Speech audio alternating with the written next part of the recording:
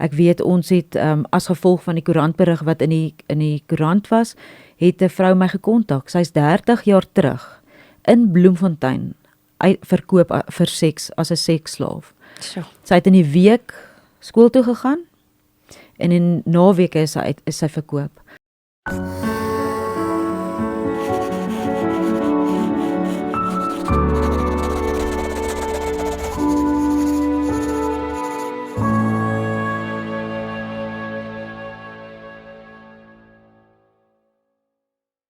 Hallo julle, môre. Ons is hier op 'n Saterdagoggend en ons gaan bietjie kuier vandag. Ek is Madeleine Odee. Is my eerste episode hierso op Fit Vaders, 'n been onder Fit Vaders. Ek is hier saam met Liesel Pretorius hier van Lewende Woord. Sien so uit om met haar te gesels vandag. Ons gaan nogal diep dingetjies praat en ja, almal ken jou ook as die kerk dan nie, né?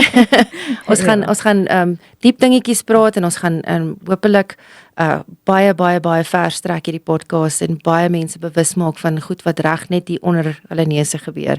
Hier in Bloemfontein. Baie welkom. Ja, baie dankie Madeleine.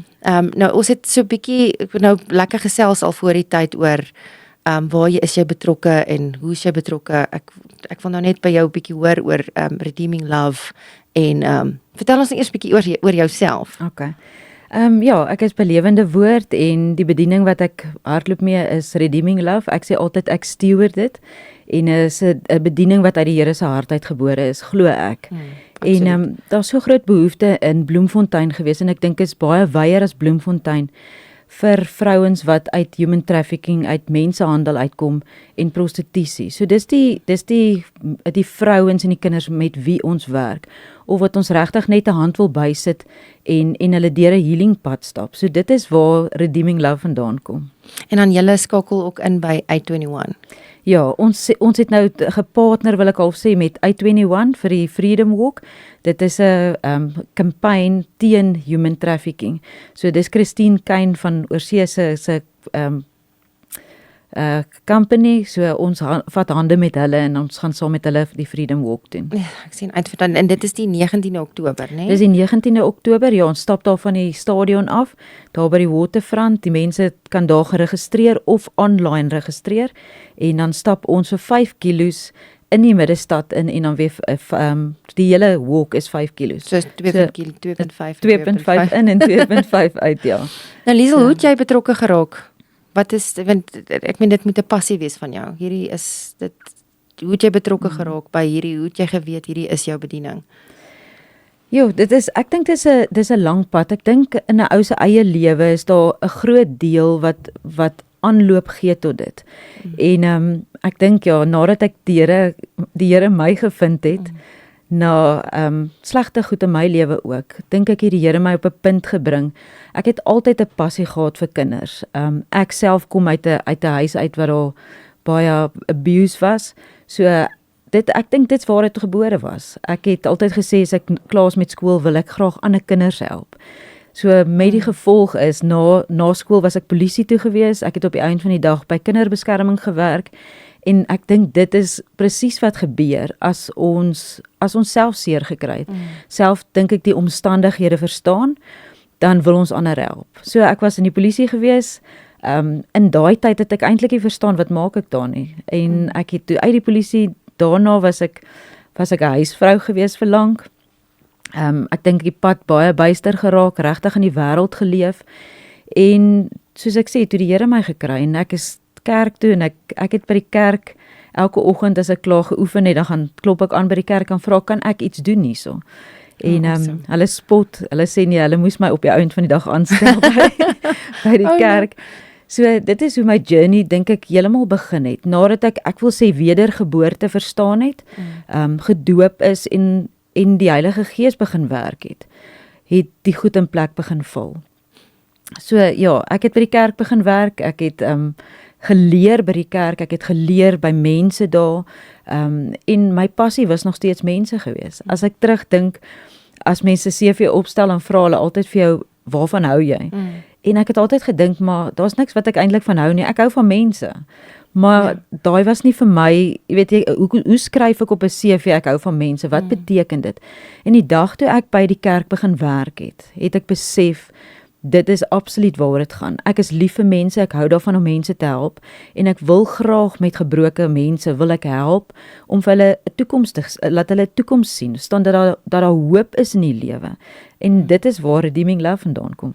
Ja, want ek meen jy het self trauma in jou lewe ervaar. En as 'n jonk, Ja, as ja. baie jonk kind, het jy ook dan nou trauma ervaar. Dit bring my nou by my tweede vraag. Maar dis nie noodwendig net trauma wat meisies in hierdie goed laat inval nie, nê? Of hoe gebeur dit dat jy kom uit 'n normale huis uit of jy kom dalk uit 'n gebroke huis uit en jy val in hierdie dinge in. Hoe maklik is dit? Ek sê altyd, weet jy wat, ons is van niks gewaarborg nie. Of ons uit goeie huise uitkom of uit 'n slegte huis uit. Dinge gebeur daar buite. Baie van die vrouens en die meisies waarmee ek werk, kom uit omstandighede uit wat nie gunstig is nie. Daar is nie pa-ma verhoudings nie en dit is die grootste ding as ons gaan terugkyk in hulle almal se lewe. Is dit die meeste van hulle het nie 'n pa-verhouding of nie 'n ma-verhouding nie. En ons kan nou vir onsself sê ook in normale huise gebeur dit ook. En ek sê ook altyd as ek daar waar ek met tieners werk, sê ek ons as ouers probeer ons bes te gee vir ons kinders. Ons maak foute want ons het seer gekry in ons ouerhuise. So ons maak ook baie keer foute. En gelukkig die Here kom en hy sê in sy woord, hy kom gee vir ons soveel meer terug wat Satan by ons kom steel het.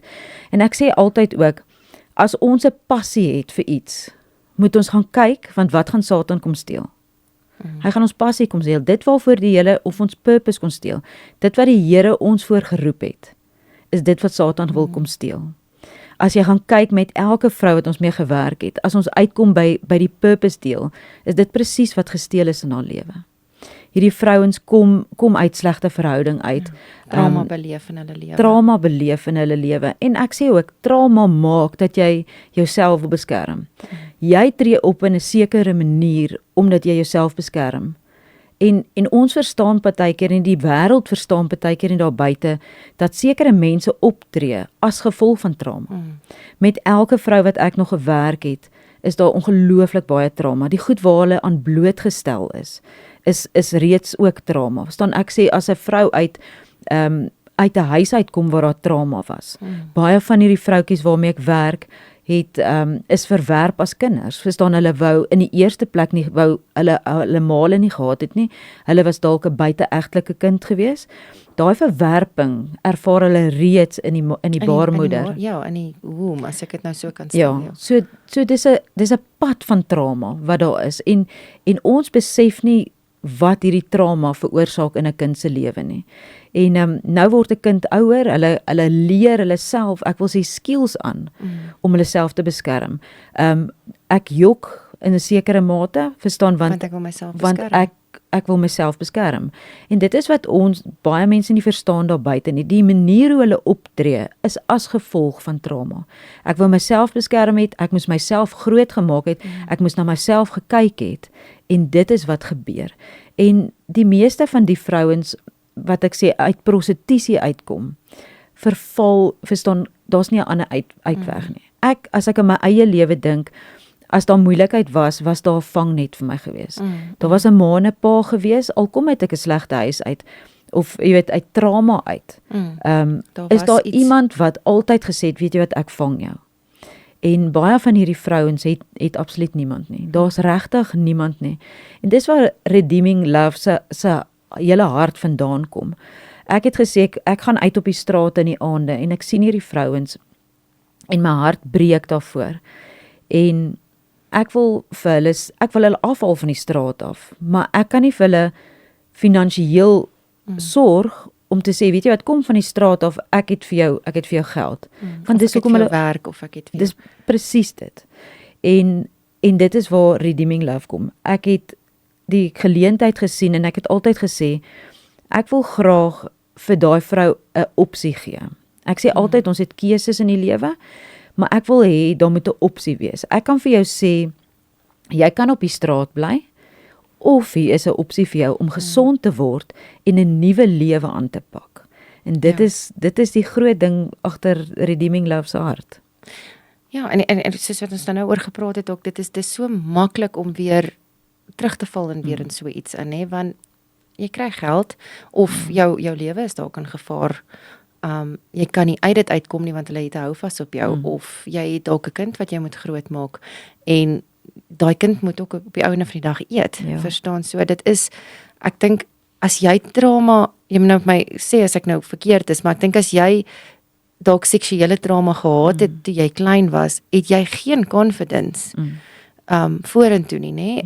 En dan beteken daai jou seksuele lewe vir jou absoluut niks nie. Jou liggaam beteken dan eintlik vir jou niks nie, want seks is dis 'n aksie, dis nie 'n dis niks verder nie. So ek dink dit is dan makliker vir vrouens om in so 'n ding in te val as jy klaar sexual abused was, as ek dit so kan sê. En ja, sorry, dit breek my hart want hulle weet nie om uit te kom nie. Die ding is hierdie vrouens het geen waarde nie. Verstaan, daar's geen identiteit nie. En ek dink mense daar buite laat jou baie mooi verstaan ook. Jy's niks werd nie. Ek het altyd gesê, dit is vir my makliker om op die straat se hoek te gaan sit en met 'n prostituut gaan praat en haar lewensstorie te gaan hoor. Want sy het dieselfde seer en pyn as ek en jy. Haar bekommernisse is dieselfde wat ek en jy oor bekommerd. Hulle het ook kinders wat moet kos kry. Hulle wil ook hê, die meeste van hulle wil ook hê, hulle kinders moet nie in prostitusie verval nie. Hulle moet 'n lewe hê. Dit is hulle harte. As wat ek daar buite na iemand kyk en hulle kyk neer op iemand anders. Ek sukkel nogal self met daai dat jy dink jy's beter as iemand anders. So dis nogals vir my, ek sukkel met dit.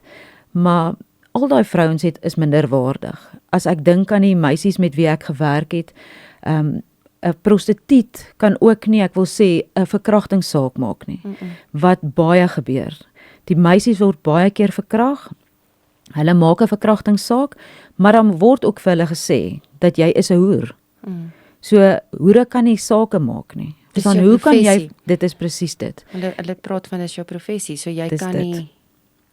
Ai nee, dis baie. Dit's eintlik vir die wil ek half sê jou pimp of jou verkragter. So die wet is baie vir die verkeerd en nie vir die reg nie. Dis nogal vir my, en dan wil ek ook by jou hoor van die verslawing, want meeste van hierdie girlies is verslaaf. En nie noodwendig omdat hulle wil wees nie, maar dalk ook gedwing is. Of ek dink nie een persoon wat in prostitusie is of in drug abuse is, dat dit is 'n keuse wat hulle gemaak het nie. Verstaan, dit is keuses wat daartoe gelei het. Maar nooit is daar, verstaan, dink ek sal enige ou kies, want dis wat ek eendag wil wees nie. En dit is nie moeilik daarvan, daar's sekere omstandighede en ek sê party mense is sterker as ander, party kom daaruit, party kom nie daaruit nie. Maar dit is die moeilik daarvan. Ons sit gewoonlik as ons met meisies sit, is daar altyd, ek wil sê 90% is daar maar dwelmmisbruik. Die ander element wat ook betrokke is die okkulte. Baie van hierdie meisies is vasgevang in witchcraft. Hulle weet om hierdie goed te gebruik. En dit is ek wil sê, dis die pakkie waarmee ons sit.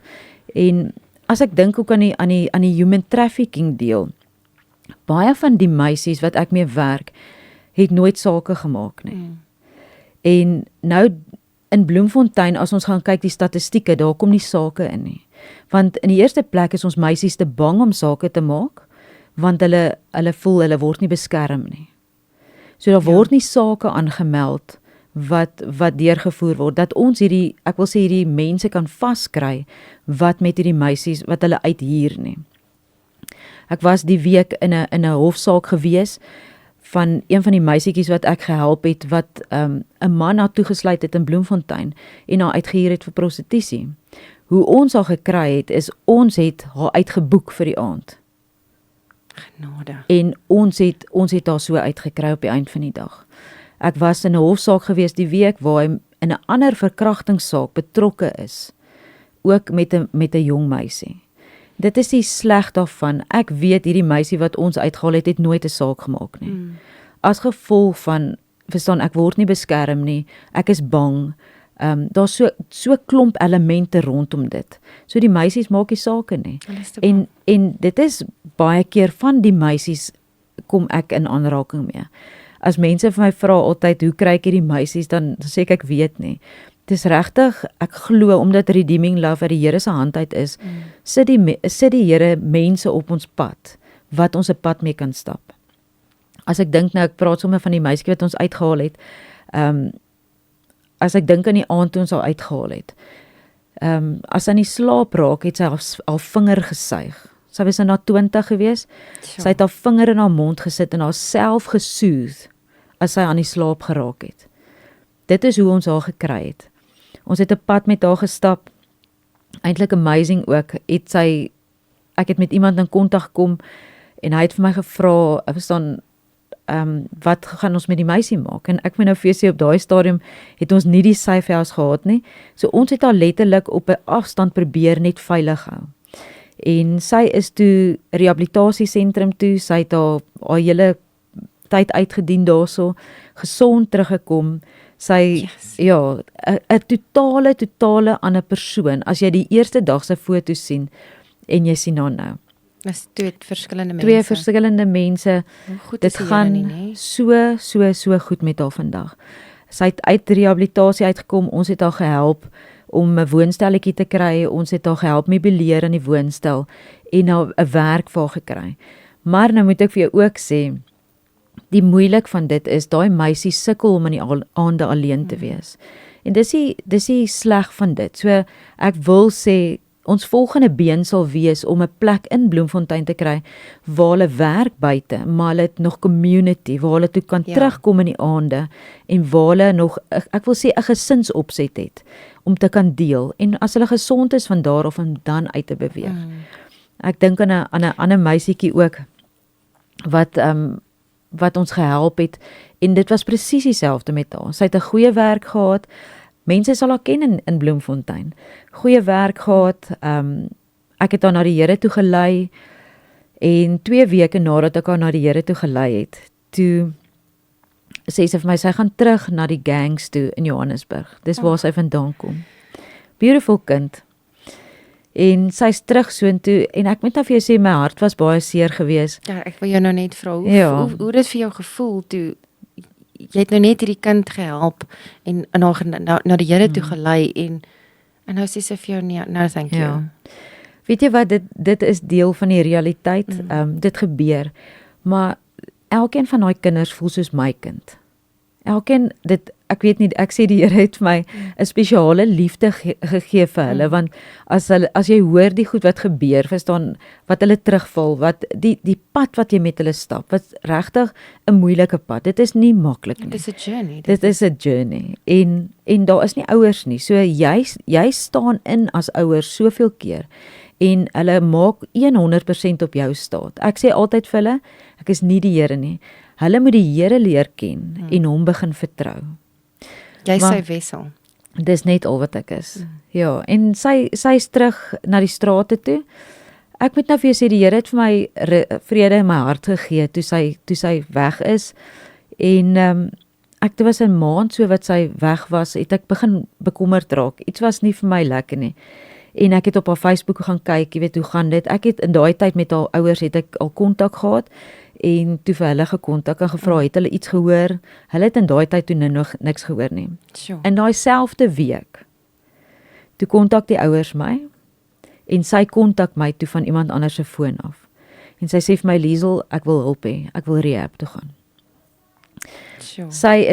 Ek het toe gereël, ook 'n sponsor gekry vir rehabilitasie. Dit was amazing geweest. Sy is deur daai hele proses, sy was vervreemd op daai stadium van haar ouers en sy het teruggekom en dit het so goed gegaan tussen haar en haar ouers. Sy het in haar ma se besigheid begin werk en ek het met haar gesels, dit was 'n week. Ons was op pad Johannesburg toe met die span en ek sou gou vir hulle hallo gaan sê het en 'n week voor dit, toe het haar blinde darm gebars, toe sy oorlede. Oh no. Maar die mooi daarvan is, haar hele lewe het sy uitgesorteer. Sy het met haar ouers weer geconnect. En dit was nie mooi. Al pa, hulle het nou nog met my kontak, so af en toe sal hulle my bel en ons sal gesels net oor haar. Hy het vir my 'n testimonie gestuur ook wat sy op haar foon gehad het van ons journey. So dit is dis ongelooflik. Dis die kosbare goed van wat gebeur. En ek dink baie keer vra mense vir my, luister, maar wat's die suksesrate om 'n vrou uit prostitusie of uit hierdie abuse uit te kry? En weet jy wat? Hulle praat van 3%. Of dit so is, weet ek nie. Was dit 1%? Dit is presies dit. Maar daar's soveel meisies met wie ek 'n pad gestap het, wat vandag nog uit dit is. Verstaan, ek sommer nog 'n testimonie deel van 'n vroutjie, asseblief. Wat die ma het vir my gekontak. Ons het self die meisie by die Nigeriër gekry. Hy het haar vir ons gegee. What? En ja, ek dink sy was net so verslaaf en hy kon nie meer cope met dit nie. Okay. En dis die eerste. Sulke goed gebeur. Ja, dit is die Here wat dit nee, verseker. Absoluut laat gebeur. Sy is toe ook na 'n rehabilitasiesentrum toe. Die goed het toe nou nie daar uitgewerk, sy het weggeloop. Sy was weer in rehabilitasie gewees, weer uitgekom. Sy het haar ma op 'n stadium aangerand en haar ma het my gebel en ek het haar laat toesluit. Dis hy. Ja, ek lag so, ons lag nou vandag daaroor want sy gaan goed. Sy het in die aanklagkantoor gesit, toe sê sy, Liesel is die skriba, sy steel die kerk se geld. Nee. Dis so koslik gewees, maar met haar het ons 'n pad, regtig 'n moeilike pad gestap. So sy was toe 3 maande dink ek toegesluit. In daai tyd kon ek wil sê, was sy redelik nugter was, kon ek met haar bietjie 'n pad stap. Die sleg daarvan dis weer dit het sy uitgekom, weer in prostitusie betrokke geraak, weer met dwelms, weer met die, ek wil sê die ou crowd betrokke geraak. Sy is toe op 'n stadium uit die stad uit gewees. Sy het toe swanger geword en daar was baie kere wat ek onthou sy was in George, was sy in 'n netwerk gewees en sy het heeltemal begin, ek wil sê uitfreak en my gekontak en ek het mense daar gekry om haar net op te tel in die straat, haar hospitaal toe te vat. Ek spot vandag want sy het toe in daai Golfie State, 'n vrou het haar gevat en sy het in daai Golfie State het sy gaan lê en dis waar sy onttrek het. Sure. En die vrou het haar vir ons teruggesit op die bus terug Bloemfontein toe. So dit is die mooi daarvan. Sy is toe weer terug George toe. Sy het swanger geword, 7 maande toe 'n vrou haar in die parkie gekry. Toe sy heeltemal verslaaf nog aan heroïne en aan tik. En die vrou het haar gevat om 'n sonar te gaan doen en sy het toe iets gesteel by Dischem dink ek en hulle het haar toegesluit en ek sê altyd dank die Here, dit was hard lockdown gewees. Want dit was in die COVID tyd. Dit was in COVID tyd gewees. So ons kon nie eers vir haar lekkers vat in die tronk dat sy kon onttrek nie. Niemand kon by haar uitkom nie. Sure. En die lekker daarvan is dat die Nigeriërs kan ook nie daar uitkom nie. En so ons het haar toe gekry, sy's deur haar hofsaake, ek en haar maat baie gesels, verstaan moet hulle die borggeld betaal. Hulle het op die einde van die dag die borggeld betaal, sy's uit. Hulle het vir 'n baba teëgehou, haar gebless, 'n naam gekry vir die kind. William is sy naam en dit het 'n ongelooflike betekenis. Vandag is sy gesond. Daai klein seentjie maak absoluut niks nie. Yes. Daai kind het geen skade van 'n ma wat tot op 7 maande heroïne en tik gebruik het nie. Ja. As ek verbyry, hulle bly nie meer in Bloemfontein nie, dan gaan kuier ek daar. En dit gaan fantasties met daai kind. Dit gaan so goed met daai klein seentjie. So daar's regtig baie mooi stories. Dis nie alles net mense wat terugval nie. Daar is baie van hulle wat terugval. My hart is dat ek altyd sal verhouding hou.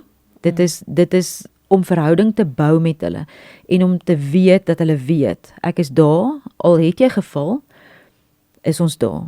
En dit is, iewers moet die saad wat ons geplant het, moet daar 'n opbrengs wees. En dit is wat ons die Here voor vertrou.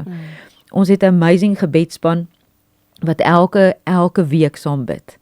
En dan raak ons moedeloos. Ek sê baie keer op 'n Dinsdag dan het ons al 'n week se ek sê moeilikheid ingehaat. Ja. En as ons saam gebid het, begin die Here deure oopmaak.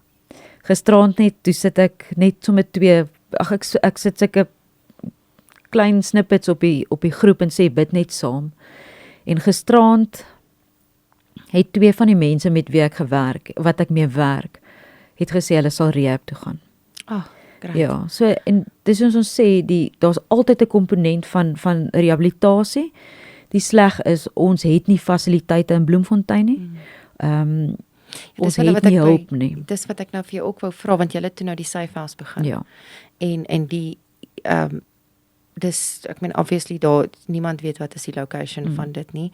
En die befondsing wat jy daar ook by nodig het, want ek meen dit is nie net dit is dit was goed moet gewas word, kospakkies. Al gaan sit jy net daar en bid. Ja. Of gaan lees 'n storie of jy spandeer net 'n bietjie tyd daar. Ek dink ek dink ons het nou ook gepraat oor die 10de. Ek praat baie van weet jy jou 10de is nie altyd noodwendig geld nie. Dit kan jou tyd ook wees wat so kosbaar is. Jou tyd is want mense het nie tyd nie. So as mense nou wil betrokke raak by die Safe House, dan kan hulle jou direk kontak. Hulle kan my direk kontak, ja. Ek sê, daar's soveel geleenthede. Hierdie vrouens, en dit is regtig, vrouens word toegesluit in Bloemfontein, wat letterlik net uitgehuur word vir seks.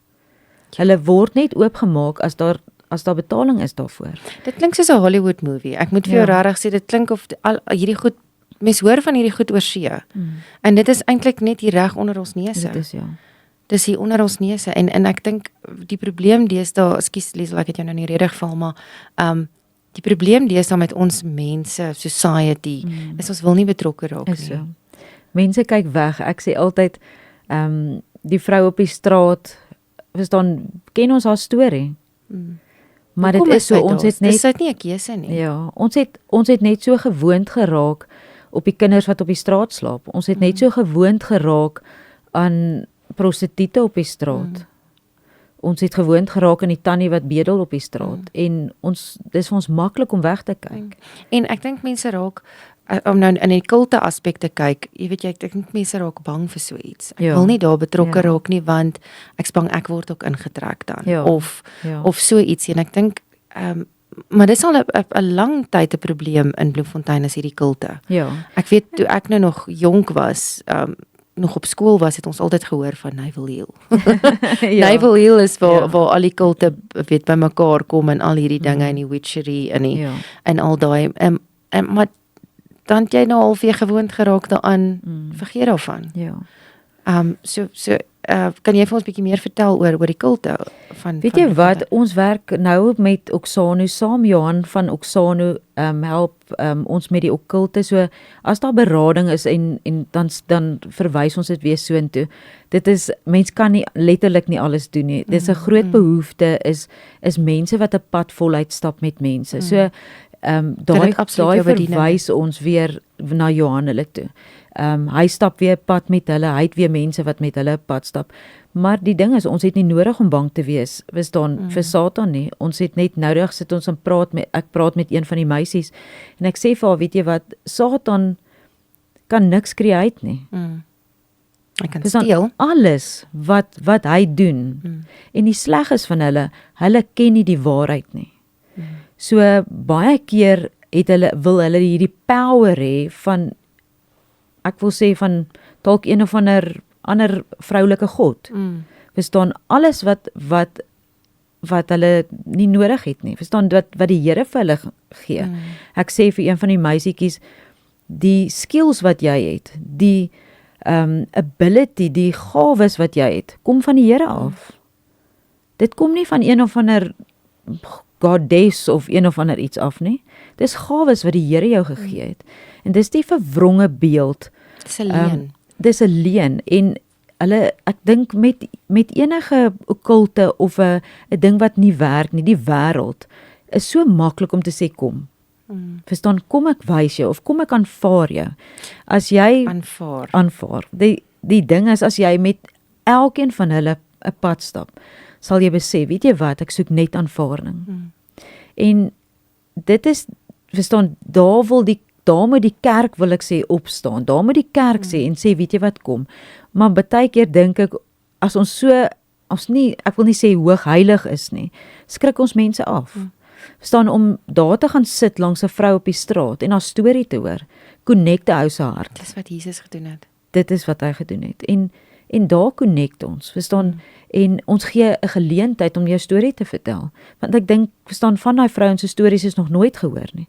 Ek dink ons kan soveel stories net in Bloemfontein hoor, van seer kry en van trauma. Hierso. Ek wil nogal vir jou sê, daai aanvaarding, ek dink dit is huge. En ek Ja. dink veral as jy 'n verhouding, jy het nie 'n verhouding met jou ouers gehad nie, of en ek dink veral met vrouens en hulle pa. Ja. Ek dink dis nogal 'n huge ding. As jy Ja. iewers, hulle praat mos altyd van daddy issues, as ek dit so kan stel. Ek dink as jy daar nie aanvaarding gekry het nie, en ek wonder, in hierdie witchery, jy moet my nou asseblief reg help, maar as jy kry daar aanvaarding en jy kry hierdie power, Ja. as ek dit nou in aanhalingstekens kan sit, en dan word jy aanvaar deur Ja. mense wat eintlik nie loyaal is teenoor jou Nee, nie. glad nie. Maar hulle dink dit is, en as ons nou praat van die witchcraft, ek sê altyd, ons praat van white magic en black magic, en mense dink byvoorbeeld, white magic is dis die goeie hekse. Mense hou Goeie- vir hulle goeie heks. kinders hekspartytjies. Ek werk met hekse, verstaan, kinders wat vasgevang is, waar dit begin het by white magic. Verstaan wat dit Hierdie goed 'n is goeie reëel. ding is, ons doen mooi goedjies, ons doen goeie goedjies. Dit raak al hoe dieper en dieper, en dan is jy vasgevang. En om uit daai goed uit te kom is regtig, dis 'n houvas. Ek het nou reg vir een van my kinders gesê, gooi die goed weg. Dit het nie 'n houvas nie. Gooi dit weg. Kry die goeders uit jou huis uit wat met daai okkulte wat jy mee betrokke was. Gooi dit uit jou huis uit. Maak klaar met dit. Maar ek dink daar's 'n stuk van my identiteit is daarin. Dus dan is iets daai ding demoon het my iets gegee. Gevoel. Ja, het ek veilig Ja. gevoel. En ek dink daai van veilig voel, as jy ook niks anders gewoond is nie. En dit kom nou weer baie terug by die prostitusie. Dis al wat jy ken. Ja. Ek dink as jy uit 'n klein as jy klein was en jy's al in hierdie ingedruk, 'n tiener, of ek weet nie wat is die statistieke deesdae oor jong kindertjies wat gesteel is nie. En jy's al van jongs af, dis jou safe haven. Dis Ja. al wat jy ken. Die Jy weet nie van sleg beter is nie. as ek dink ook aan ons kinders op ons selfone. Dis scary, né? Mense dink baie keer die kinders wat in mensenhandel betrokke raak, is kinders wat in 'n kar gegooi word en weggejaag word. Dis die en verste ding vir dit die is- waarheid. Dit gebeur, daai deel Ja. gebeur, maar ons kinders word ingetrek deur die selfone. Daar word 'n deur oopgemaak vir die seksuele. Verstaan, ons weet hoeveel mense is vasgevang wat in 'n foto moes gestuur het. Ek self, verstaan, my kinders weet waarmee ek werk, en die Nigeriërs het my klein seentjie gekontak. En hulle weet nie om hierdie goed te hanteer nie. Gelukkig het hy na my toe gekom en gesê, mamma, kyk hierso. En ek het die ergste verwag. Gelukkig, ek spot altyd, hy het vir hulle 'n foto gestuur waar hy hokkie speel. Hy's so groot op die foto. So hulle weet nie. Maar die res van die goeders wat bygesit word, en dan pers hulle die kinders af. En dan verstaan, gee hulle daai kinders 'n skuldgevoel. dit is presies wat gebeur. Verstaan, so nou kan ek nie na my ma toe gaan nie. En soos ek sê, ek lag altyd, my kind, hulle het wou geld gehad het by my seun, en hy het vir hulle gesê, hy's 'n orphan. Maar die ding is, ek besef die stres wat hy, verstaan, hy probeer hierdie ding uitwerk, maar dit werk nie uit nie. Voordat hy nou na jou toe kom. Voordat hy na my toe gekom het. En ons het daai goeders, en dan kontak hulle weer van 'n ander telefoonnommer af. Ek het al met kinders gewerk wat in die skole, verstaan, wat 'n introvert kind is, sit in die kamer op hulle fone die hele tyd en betrokke geraak het met presies dieselfde.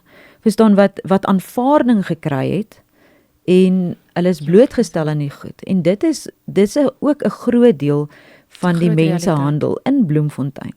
Ek weet van 'n vorige keer wat 'n 'n meisietjie op die lughawe gekry is, saam met Nigeriërs voordat sy uitgegaan het. Ons hoor nie hierdie stories nie. Maar hoekom nie? Dis my vraag. Hoekom hoor ons nie hierdie stories nie? Hierdie is hoekom wil mense nie die lig op dit sit nie? Ja. Dit is want ek dink almal het dalk 'n vinger in die paai iewers. Jy weet, as ek dit nou Ja. op 'n mooi manier kan sê, en ek dink dit is ek weet daai fliek wat uitgekom het, daai Sound of Freedom, ek het daai hele 2 ure gesit Nile. Dit was my verskriklike fliek om te kyk. Ja.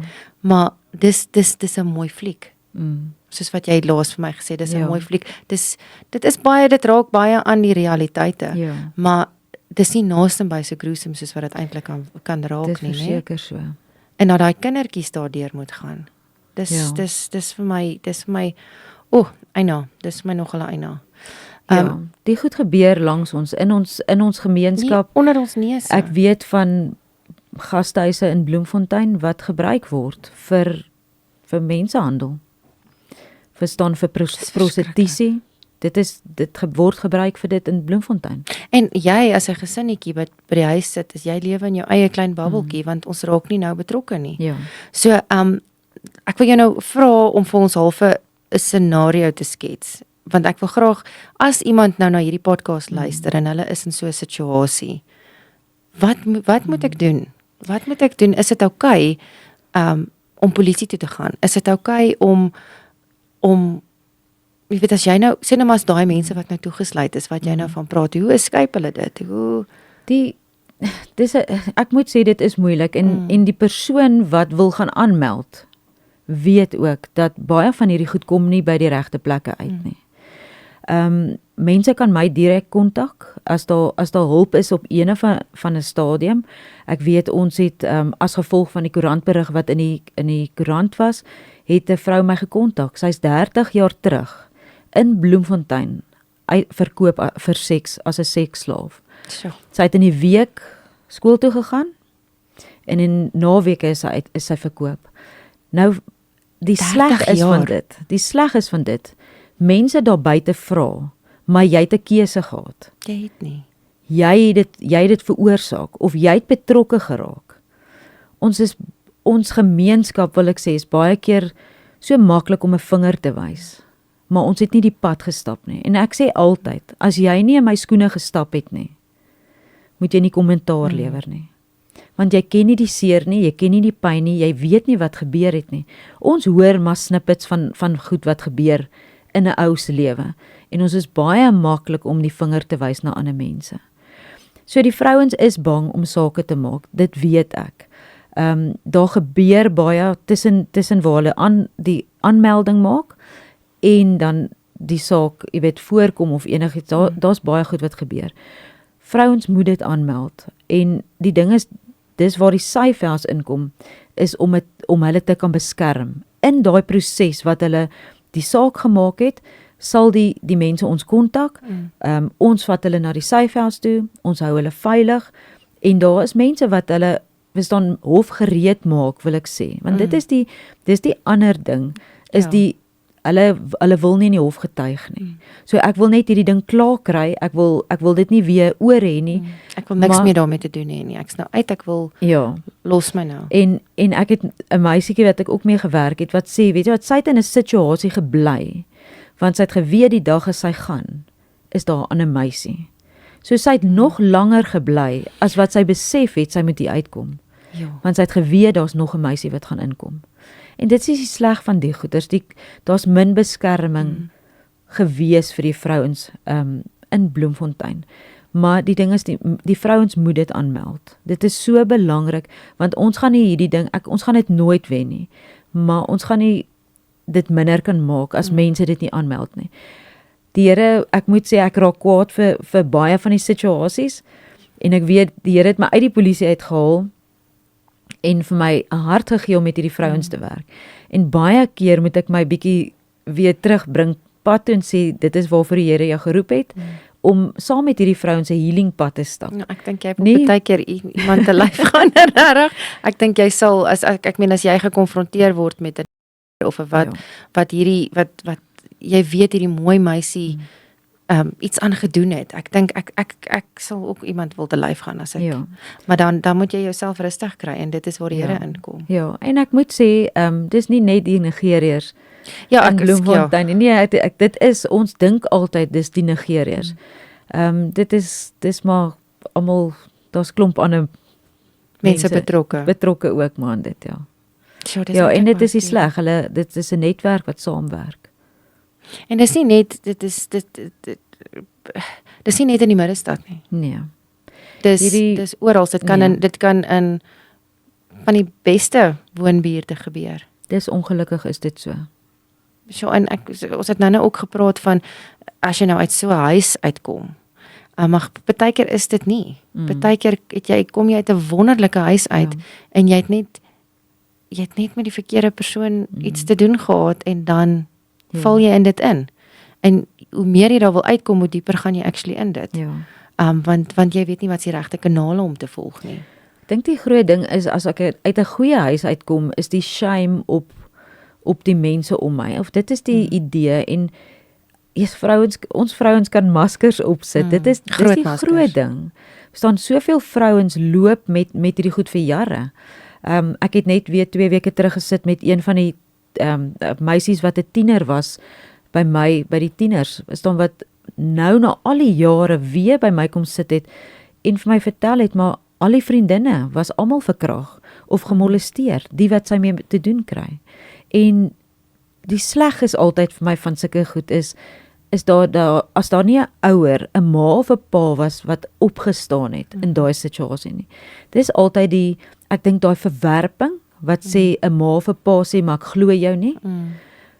Daai is vir my, verstaan, en nou sit daai kind met die verwerping en met die trauma vir jare. Baie van die vrouens. En dit word 'n kanker op die einde van die dag, want daai goed maak hulle dood.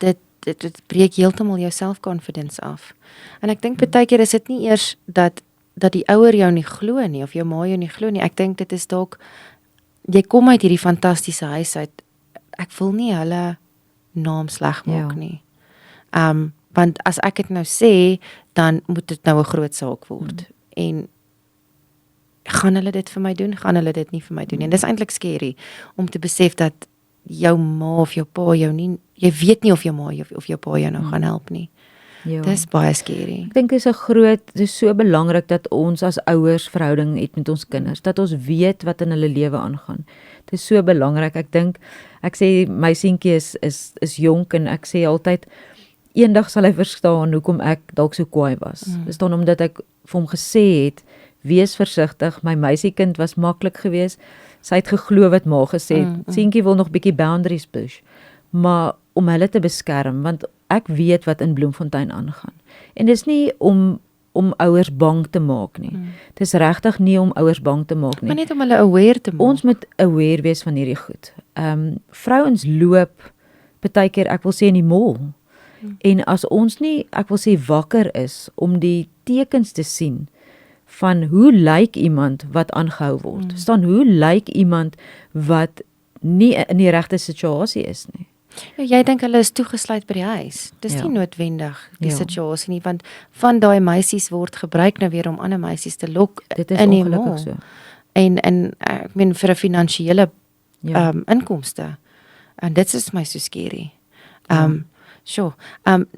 Nou net weer om terug te kom, ons moet kyk na tekens. Ons moet kyk na tekens van hoe as ons as publiek kan betrokke raak by so iets. Dit weet ons met jou kontak, maar is daar 'n manier as jy kan sien, luister, hier's iets nie lekker nie. Ja.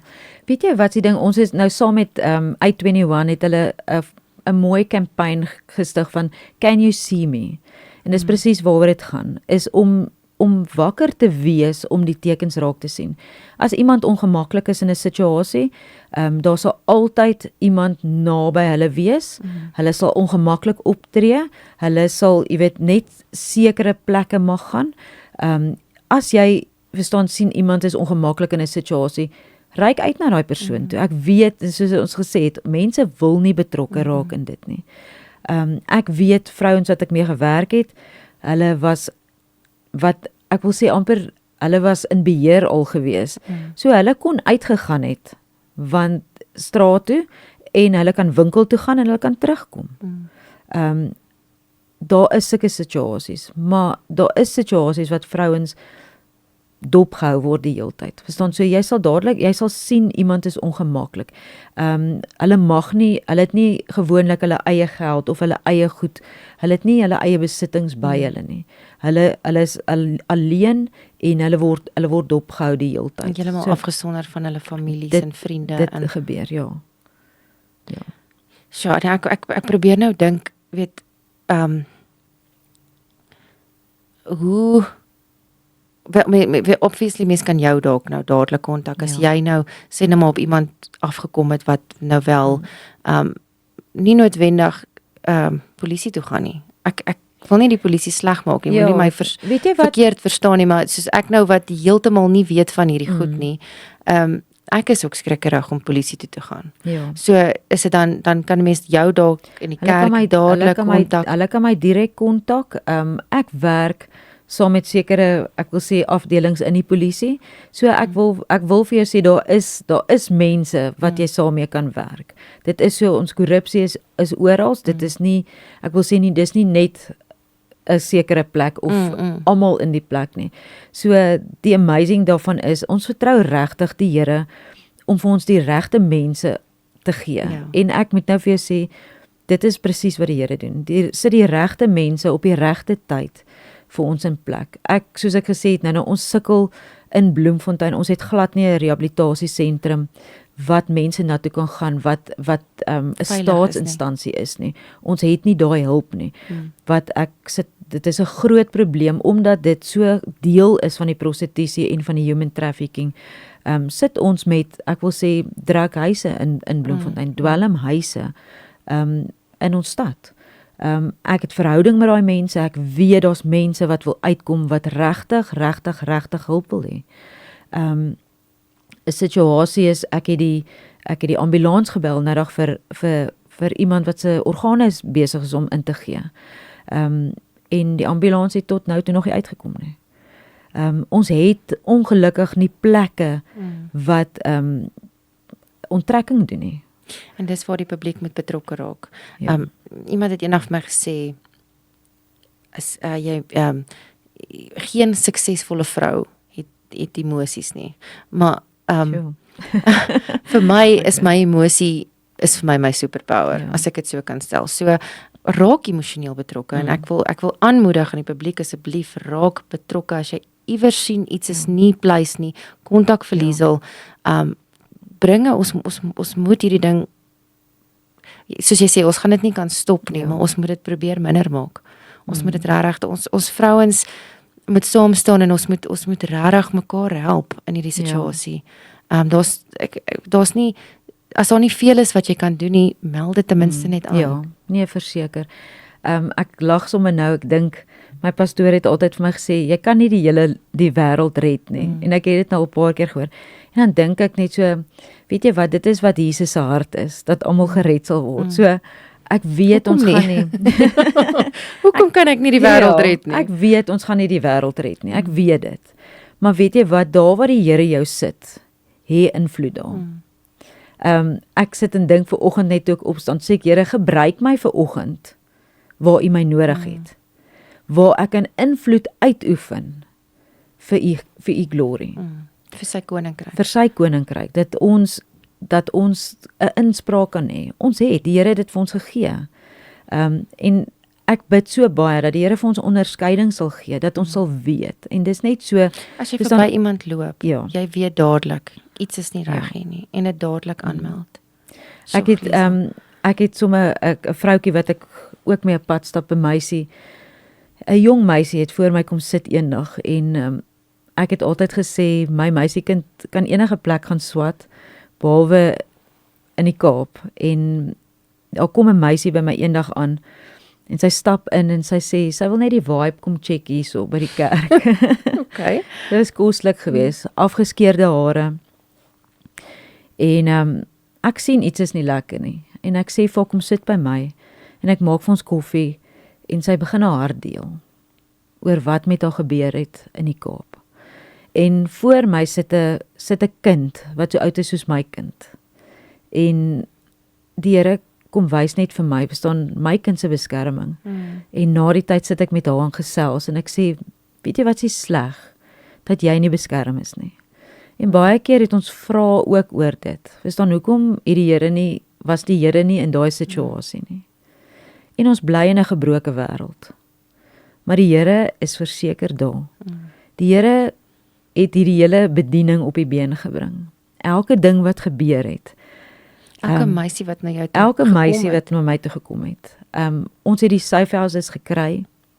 Mense het ingespring, mense het kom mooi maak, kom reg maak. Dit is regtig bouvalle gewees. En my hart was dat as 'n vrou daar instap, dat as sy nog nooit 'n mooi kamer gehad het nie, nog nooit haar eie, is dit wat sy moet sien, is dat sy moet sê, wow. En ek glo nie dat mense afbreek en dan bou ons hulle op nie. Ek glo dat ons dit wat die Here sien in mense, dat ons dit sal raak sien. En dat ons hoop vir hulle sal gee, dat hulle kan opstaan uit hulle gemors uit. Dis dalk al wat hulle ken.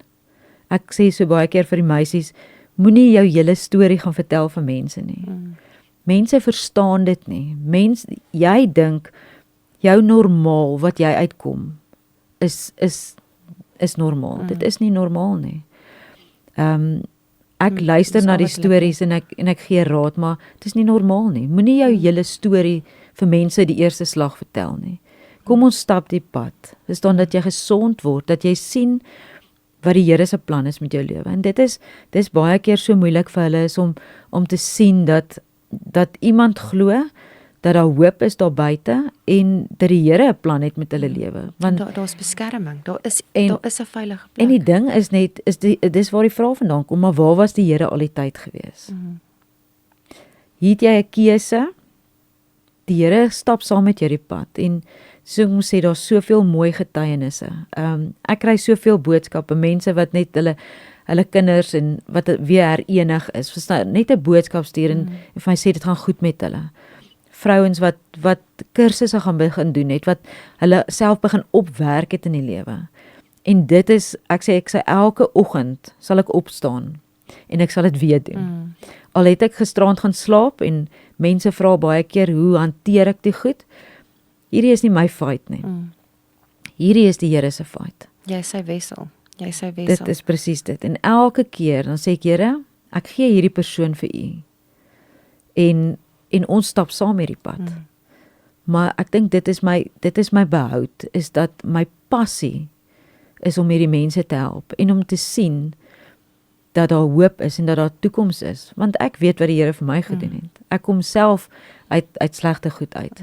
En ek weet wat die Here vir my kom doen het. En dit is wat ek so graag vir hulle wil laat sien. Dat hulle sien daar's 'n toekoms. Dat die Here letterlik alles kom omdraai in 'n mooi toekoms. Die Here is die weg. Die Here is die waarheid. Ek het my vanoggend so geslaan.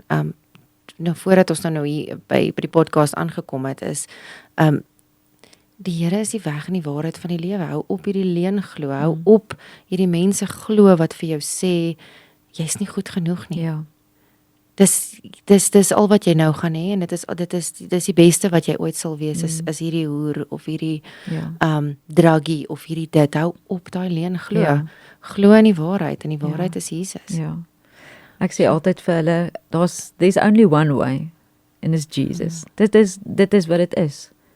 Daar is nie 'n ander manier nie. Ek dink hier opsit. en want mens moet dit onthou. Jy raak so besig met ander dinge ook. Jy vergeet. Ja. Ons het nou ook gepraat wat ons vir Jesus in 'n boksie sit en ons haal hom net Sondag uit. It's not supposed to be like that. Dit moenie so wees nie. God is in beheer altyd. En dat hierdie vrouens dit moet raak sien vandag en ek bid dit vir ons. Ek bid regtig dit vir die podcast is dat hierdie vrouens sal sien daar is iets beter. Die Here is daar. Nee, verseker. Nee, die Here doen amazing werk. Ek staan regtig soveel keer in verwondering oor die goed wat gebeur. As ek dink aan die Safe House, elke ding daar kom van die Here af. Dis letterlik as jy daai skrif wil verstaan, soos wat dit is in die hemel, so op die aarde, dan dink ek aan die Safe House. Yes, dis wonderlik. Ek dink sommer aan 'n droom. Ek het nou dag saam met Media 24 gery en my foon lui. En gewoonlik sou ek nie antwoord nie en ek antwoord my foon en is 'n vrou wat saam met my gewerk het en sy het 4 jaar terug 'n droom gehad. En sy het die droom vir my neergeskryf, vir my gegee en sy bel my, sy sê vir my, sy het die foto's wat ons gepost het op Facebook, het sy gesien van die Safe House. Sy sê, is dit die stoep van die Safe House? En ek sê vir haar, ja, dis die stoep van die Safe House. En sy sê vir my, dis presies die foto of die prentjie wat sy na kop gesien het in die droom. Yes, nee. 4 jaar terug. Unbelievable. 4 jaar terug. En toe ek het deel met my span, sê die een vrou wat ook 'n lang pad saamstap, sy sê hy's ma nou daar. Sy sê vir my, ons het 10 jaar terug, sy het neer gaan skryf, 10 jaar terug het ons begin bid vir die Safe House. Ja, en daar is die Safe House nou ook. En dit is net hoe getrou die Here bly. Verstaan? En dit is in sy tyd. In sy Dis in sy in sy tyd. tyd ook, ja. Nee, dis verseker. Partykeer raak mens, verstaan Here, maar wanneer gaan dit nou gebeur? Is 'n droom en ek glo dit is van U af, maar die goed kom nie in plek nie. En ek sê vir jou elke ding. En dis hoekom ek sê as ons partykeer struggle, dan bid ons deur goed en ons vertrou die Here. Verstaan, op die regte tyd sal die regte goed gebeur. Die Here sal die regte mense stuur om hand by te sit. Ek moet nou vir jou sê, ons het 'n mediese span. Ons het dit klink nou snaaks. Ons het 'n tuinspan. Ons het 'n dekorspan. Daar's soveel mense net bymekaar gekom en gesê, weet jy wat? Ek het 'n skill wat ek wil bring vir julle. En dis hoekom ek sê, as mense wil betrokke raak, dan dink ons baie keer daar's net sekere goed. Wat 'n skill het jy om te bring? Dit hoef nie altyd ook net 'n check te wees nie. Nee. Dat jy kan net daar aankom en jy kan bietjie begin spit in die tuin. Ja. Of wat ook al, net iewers betrokke raak waar die Here betrokke is. Ja. Ja, Liesel, ek wil vir jou vreeslik dankie sê. Dit was hard en dit was diep en ek dink ook regtig ek weet die Here gaan hierdie so ver laat strek en die persoon wat hierna luister wat dit nou moet hoor, dit gaan definitief dit gaan haar raak en ek dink ek hoop ek kry sommer baie oproepe dat ons hierdie meisies hier kan uitkry en hulle op 'n veilige plek kry. Ek wil vir jou baie dankie sê, Liesel. Dit was ek wil net weer eens vir die publiek ook sê, asseblief kontak vir Liesel as jy weet van iemand, as jy 'n vermoede het eers oor iemand, of net as jy wil 'n kospakkie gaan aflaai by haar by die kerk, laat hulle dit Safe House toe kan vat en registreer asseblief vir die Freedom Walk. Ons by Milie FM gaan ook daar wees. Ons gaan dit uitsaai. Dit gaan nogal 'n belewenis wees. Moenie dit misloop nie. Ek dink dit gaan awesome wees.